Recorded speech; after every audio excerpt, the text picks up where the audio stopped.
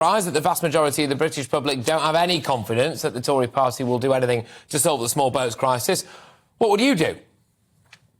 Exactly. What would we do? So our plan is very different to all of them. So our biggest issue is that they actually get to shore, and we would look to stop that. Well, we want to stop it. So we actually have a plan where converted shipping containers would become a holding facility, and it would actually stop people from getting to the shore, because once they get to shore, they abscond, then they go into the systems, and this is one of the reasons why our country can't cope. So that's the biggest thing for us, is that's how we would do it. But then first of all, we've got to start looking at making it an actual deterrent. Nobody's going to want to try and cross the channel and end up in a shipping container in the middle of the sea. And then obviously true people that need any help would actually come here. But for me personally, for the next 5 years, potentially even longer, we need to have a complete and utter stop on everybody coming to this country, because we need to help the people that are here now. Would put a complete block on people, even if they were genuinely fleeing war and persecution in their country?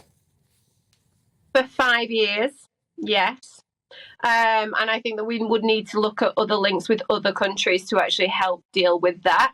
I don't think that we should be completely and utterly inhumane. You know, we need to have a plan to how to deal with these people. But there's one thing that's very clear. Our country can't cope with it anymore. We have come to breaking point. You know, think about the United Kingdom as being its own boat. There's only so many people that are going to be able to get in that boat before the boat is sinking. The boat is absolutely sinking, and we're nearly sunk. It has to stop. Talking of boats, you mentioned there about putting things like shipping containers or whatever offshore as a deterrent, as an offshore processing centre. I can see the logic behind that. What would you say to people who would say that would result in them being kept in inhumane conditions? Well, we wouldn't put them in inhumane conditions, would we? Because we're a very civilised and wonderful country.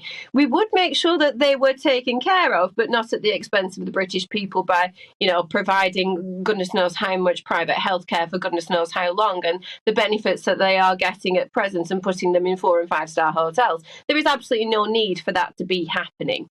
So we wouldn't put them in inhumane conditions. We would do it appropriately and in a very humane way.